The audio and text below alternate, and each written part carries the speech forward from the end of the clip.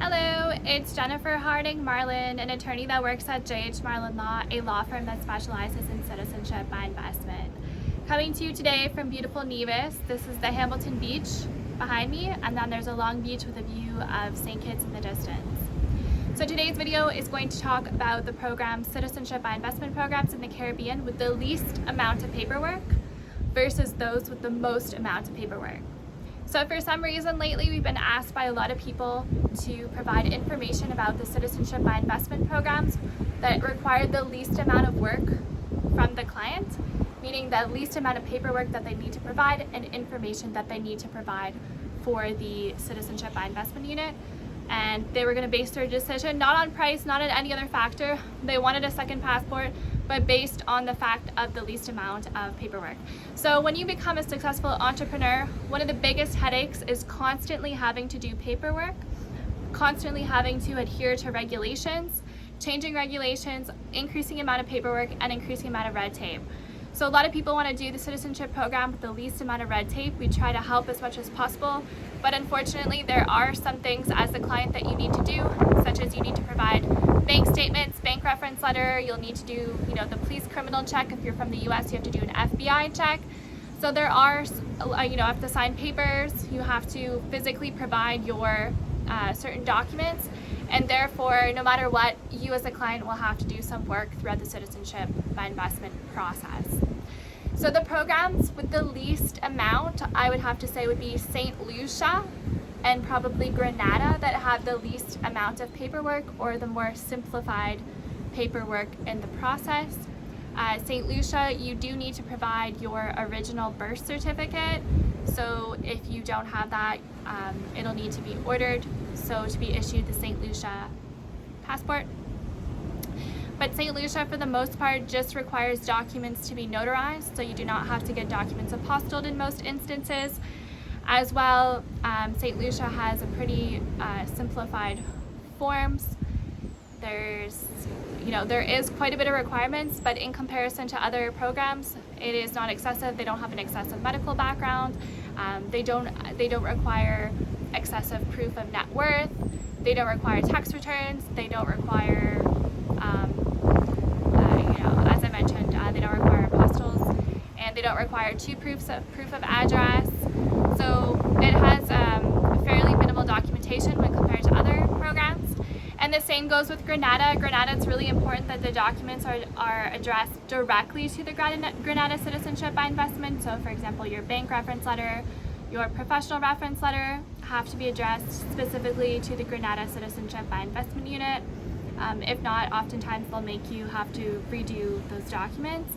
But Grenada, you have to sign documents, you'll need to do a criminal record check, amongst other documents. Generally, Grenada doesn't require apostille, although in some instances it does.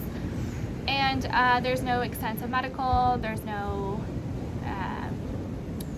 extensive documentation, and they make it pretty straightforward. However, if you are a single applicant that is married for Grenada, and you are only doing it for yourself and you don't want to include your spouse or you don't want to include dependents, oftentimes you'll have to provide documentation for your spouse, even if your spouse is not included in the application. So for single applicants that are married or have a family and they're just applying as a single applicant, then Grenada would be much more documentation requirements, because you'll have to provide documents for people that are not even part of the application. So that's something important to note.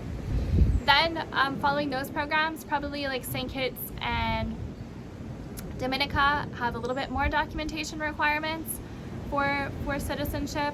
Grenada requires a blood test and a urine test versus the other programs don't. And St. Kitts, they're really picky about your signature looking a specific way on certain forms.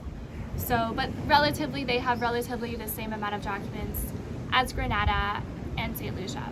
But the program that has by far the most documents and oftentimes is the most difficult to process is Antigua and Barbuda, because Antigua and Barbuda requires documents to be apostilled. They require two proofs of address, so not just a utility bill, but the proof that you actually physically own the asset. As well, they require a detailed breakdown of your net worth. Oftentimes they want you to show that you have the specific net worth that you declare. And so this can be, there's just a lot of documents that are required as part of the process, and sometimes it's difficult to gather all the documents, and if you don't have one document, it can delay. They do require police reports from everywhere you've lived for more than 1 year over the past 10 years. So some of the other citizenship programs are a little bit more flexible on not having to provide all of the police reports, although Antigua is very adamant about providing all of the police reports, which can be difficult, especially with COVID-19. It was super difficult, and so they make the process not as simplified as some of the other programs. It's important to note for both Dominica and Grenada that if you do have large transactions on your bank statements, they will often ask you for further documentation in our experience, ask you for further documentation to show what the transaction is for. So if you're someone that makes $50, $100, $200,000 transfers in your 12-month bank statements that don't kind of seem to fit with your portfolio, transfers in or transfers out, they might ask you to an affidavit and or provide proof of what these funds were for. So that's just it in summary. It really depends on your unique specific situation, how much documentation is involved, what program would be the best suited. So if trying to find the program that has the least amount of documents involved for you, oftentimes we will say like St. Lucia, Grenada, depending, and or St. Kitts, and so yeah. So for more information, you can send me an email at jennifer@jhmarlin.com. We'd be happy to answer any questions you have about citizenship by investment. Bye for now. Bye.